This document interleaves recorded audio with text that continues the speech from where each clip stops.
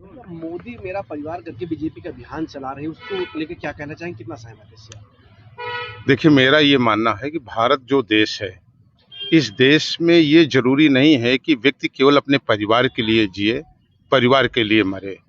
यहाँ आदिकाल से ये परंपरा रही है, चाहे ऋषि रहे हों, चाहे मुनि रहे हों, और जब राजतंत्र में राजा हुआ करते थे तो राजा की जो प्रजा होती थी वो उनका परिवार माना जाता था। और आज इस डेमोक्रेसी में, लोकतंत्र में, एक चुने हुए व्यक्ति, जनता का जनादेश जिनके साथ है, जिनके साथ जनता है, वो अगर अपनी चिंता करेंगे तो उन्हें जनप्रतिनिधि होने का कोई अधिकार नहीं है। मेरा मानना है कि चाहे देश के प्रधानमंत्री हों और चाहे राज्य के मुख्यमंत्री हों या विभिन्न दायित्वों पे जो लोग संवैधानिक पदों पर हैं या हम विधायक हैं, तो हमें केवल अपने परिवार की चिंता नहीं होनी चाहिए। ऊंचाहार हमारा परिवार है, ऊंचाहार के सुख दुख के हम जिम्मेदार हैं। और किसी व्यक्ति पर ये केवल निशाना साधना कि लोग परिवार जिनका नहीं है, तो उनका परिवार 130-135 करोड़ लोग हैं, उस परिवार की चिंता अगर वो कर रहे हैं, पूरे देश के लोगों को आज 2 जून राशन देने की बात कर रहे हैं, किसानों को किसान सम्मान निधि देने की बात कर रहे हैं, और ये कह रहे हैं कि भारत के रहने वाला हर नागरिक हमारा देश है, हमारी जनता और हमारा परिवार है, तो ये गर्व का विषय होना चाहिए देश में रहने वाले लोगों का, और लोगों को ऐसी ओछे बयानों से बचना चाहिए। राजभर जी का एक बयान जो है आज वायरल हो रहा है, जिसको जो है पूर्वांचल का अलग राज्य बना के खुद मुख्यमंत्री बनने की बात कर रहे हैं।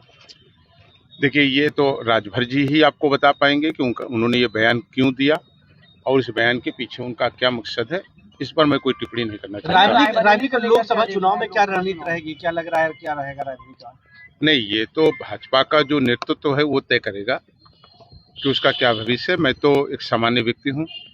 सामान्य व्यक्ति के नाते कांग्रेस का क्या, जिस तरह से कांग्रेस का गढ़ कहा जाता है रायबरेली, तो क्या रहेगा, क्या लग रहा है इस पे आपको? नहीं, गढ़ किस चीज का गढ़, किस चीज की गढ़ की बात करते हैं आप? रायबरेली में 3 विधानसभाओं में जिनकी जमानत जब्त हुई हो, जिनका कोई अस्तित्व नहीं है जनपद में, जिन्होंने रिश्ता ही केवल ये रखा हो कि केवल चुनाव लड़ना है, और 5 साल तक, आपको शायद ध्यान नहीं है, किसान टकटकी लगा करके देख रहा था कि हमारा सांसद कब आएगा। बेरोजगार नौजवान ये देख रहा था कि कब हमारी मदद में कांग्रेस के लोग खड़े होंगे और कब हमारी मेंबर ऑफ पार्लियामेंट खड़ी होंगी। इन्हीं गांव में रहने वाले लोग टकटकी लगा करके देख रहे थे कि हमारी सड़क आखिर सांसद निधि से कब बनेगी।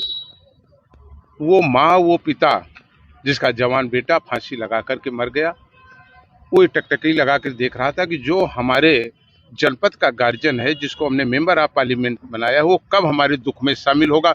और अगर शायद इन सुख और दुख में लोग शामिल नहीं हो सकते हैं, उन्हें जनता से वोट मांगने का और लेने का अधिकार नैतिक रूप से कतई नहीं रहता। तो लग रहा है आपको प्रियंका गांधी के ग्लैमर नहीं काम करेगा?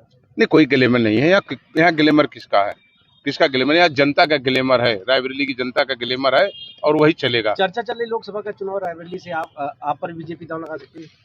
नहीं, इस पर हमको कोई कमेंट नहीं करना।